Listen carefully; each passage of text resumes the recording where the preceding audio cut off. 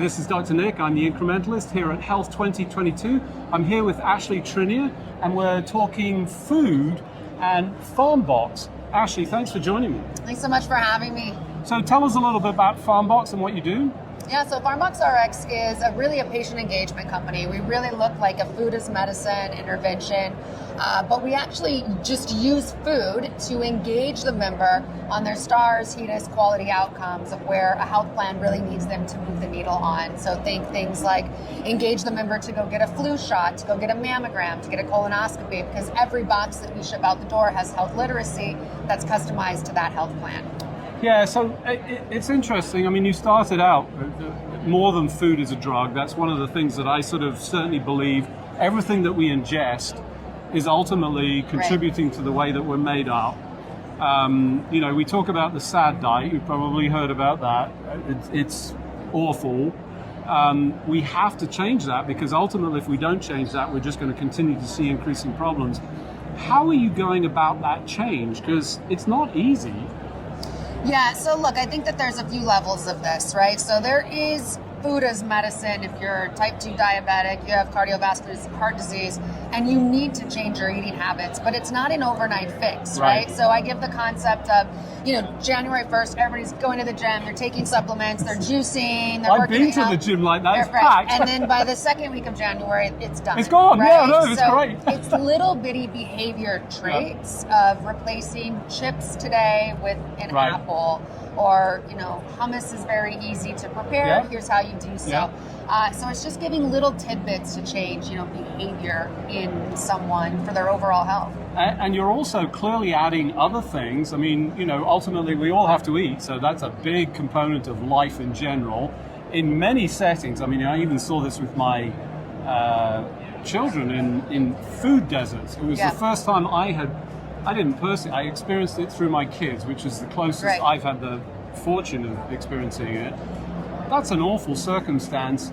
It feels like there's, you know, some real potential to help solve that as a problem. Is that the case? Yeah, so look, if somebody doesn't have accessibility to fresh fruit, you know, fruits and vegetables or fresh food, nothing else really matters, right? So you've got to combat the accessibility, and that's what we did, and that's what we do very well at our core is we ship produce on a national basis through the country, anywhere that FedEx goes, to address, you know, the accessibility. But you've also got affordability.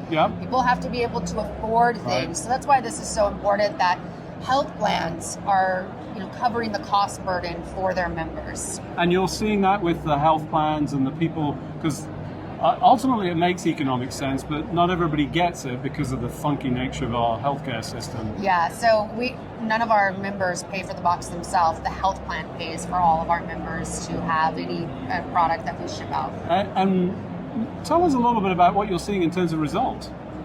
Yeah, so, you know, at our core, we are a patient engagement company. And so our ROI is based on, you know, a med economics team seeing a claim come through for the member going, getting the flu shot, getting the mammogram.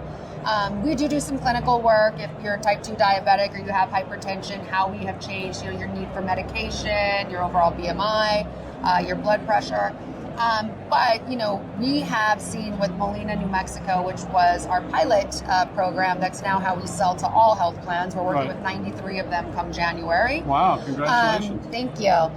So we have there, like the health risk appraisal. We had 100% rate of return on the health risk appraisal because the member, if they returned the HRA, they got another box.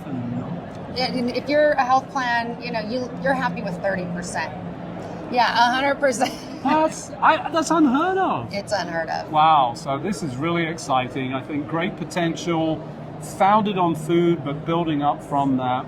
Some real opportunity to sort of move the needle. And I would imagine for people that are struggling with the equity in the healthcare system, because it's being funded appropriately through the services so that it becomes part of, you know, it's wellness. It's really not health. That's right. I mean, look, to get to health equity, there's so many layers of that onion to peel back. You've got transportation insecurity, you've got utility insecurity, you've got food insecurity. And so not one is really more important than the other. They all have to be addressed. And then the members got to take that self-efficacy journey in their own health. Like, You can send boxes of food to people all day, but if they don't take that journey in their health, Right. it doesn't matter. Doesn't matter. Absolutely. Well, this is exciting. Delighted to see it. Delighted to see you at the show. Ashley, thanks for joining me. Thanks so much for having me. This is Dr. Nick. I'm the incrementalist here at Health 2022.